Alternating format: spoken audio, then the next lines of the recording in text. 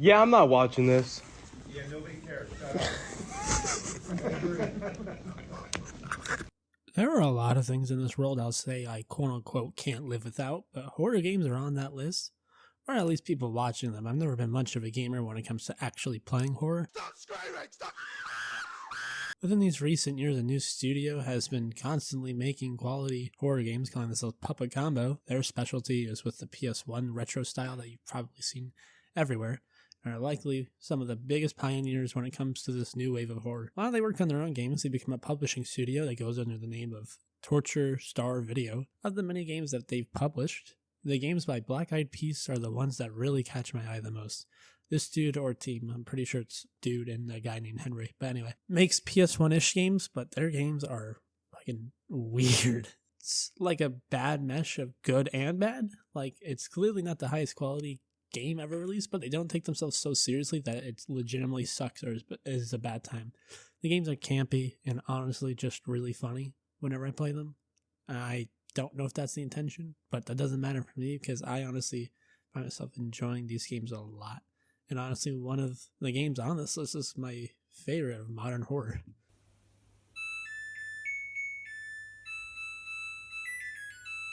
Bloodwash is an interesting game to say the least. Certainly enjoying the experience. It's pretty short, at least for me it was.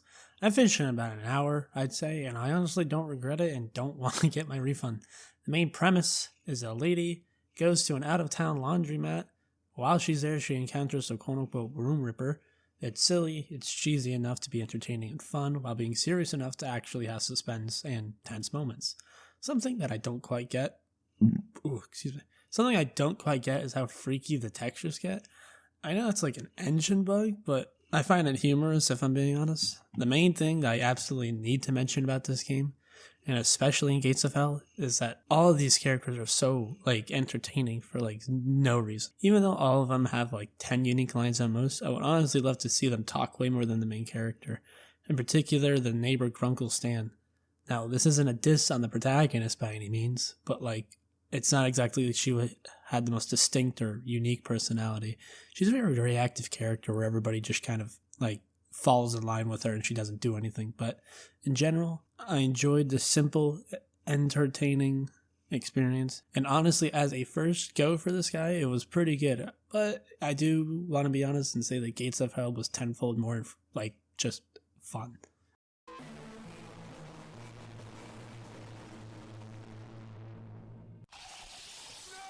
Gates of Hell is the greatest game ever put onto the market, and that's an absolute fact. There's honestly a lot of stuff that's good and bad about this game, but honestly, I was just busy having too much fun to notice any major issues that were possibly here. First off, I'm going to list off all the good shit. The actual game itself does feel extremely tense and unnerving, despite how silly everything looks. Which is another thing. This game is very cheesy and campy, and the game is completely self-aware and takes complete advantage of it. So when the game isn't being scary, it's just very fun and entertaining. Gates is legit tense at times, with one simple gimmick that this game does, and that's the player is not able to hold a gun while interacting with the environment at all. So if I were to pick up something or whatever, I need to put my gun away. And David, our protagonist here, isn't exactly a cowboy, so he takes a sweet time pulling out his gun, and that makes everything way more tense. Some nitpicky stuff I do want to mention, and I do mean these are minor complaints I have. I wish the game would give you more weapons, even though almost all the enemies die with one shot to the head. Maybe adding another weapon or two would make the game feel fuller and just bigger. And bugs. I've only encountered one bug throughout the entire time of playing this game, and I'm not talking about wall texture warping, which I'm pretty sure that's intentional at this point. But when I was playing the game, my shotgun would just randomly be stuck and locked in the middle of my screen. Even when I put it away and pulled out my pistol, which the animation and the sound was telling me it was, that was all I could see. But that was basically it for bugs on Gates, or anything generally bad I have to say about this. Come on, we can take them. The man said to stay indoors. Fuck the man. Look, as long as they're out there and we're in here, we're safe. The zombies in this game are getting their own mini section on my script here, because whoever designed these zombies has some serious problems and they legitimately killed it. Unironically, I've never been more unnerved and unsettled for a zombie in a long time. It's thanks to the complete uncanny of them, if I'm being honest. They're polygonal meshes. Like, just no human anatomy, period. With the most distraught and fucked up realistic faces I've ever seen. And it's rarely ever the same zombie design, which is honestly surprising. And, well, because COD can't even do this, was how much variety there is. In his words, You'll never know true power until you've tasted the testicles of a man who's wronged you. As I mentioned in Bloodwash, the character writing in this games are really good. And yet again, it's for the side characters and not the main protagonists we're supposed to be rooting for here.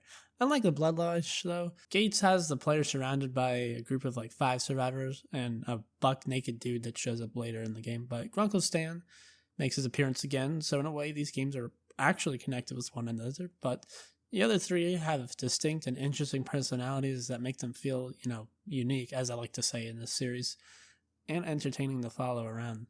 Sadly, they don't actually do a whole lot other than just stand there, but when they give their words, it's clear who is talking. Bruh. We need to keep our guard because I have a bad feeling that.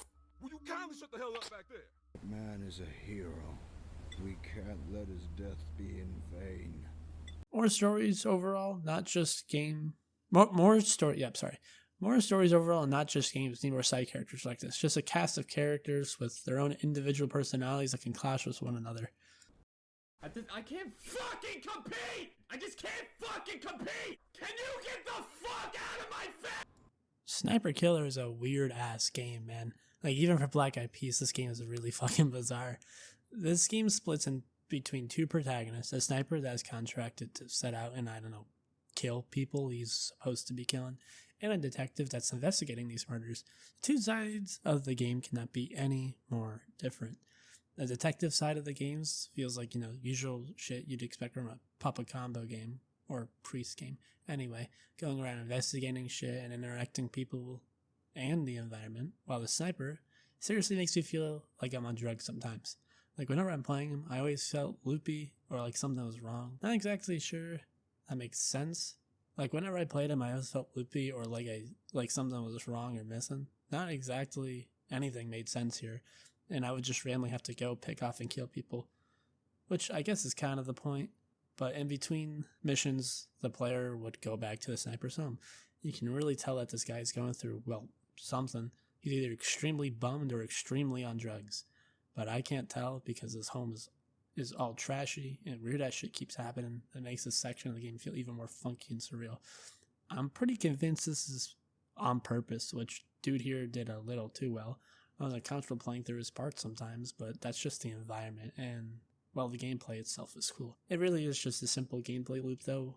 Kind of the same with Priest games. His strong suit was never really in his gameplay, but it was more in the characters and the design and the story itself, but never got particularly boring. But there was, a few times where I did find myself zoning out, or just, really focusing it on my second monitor.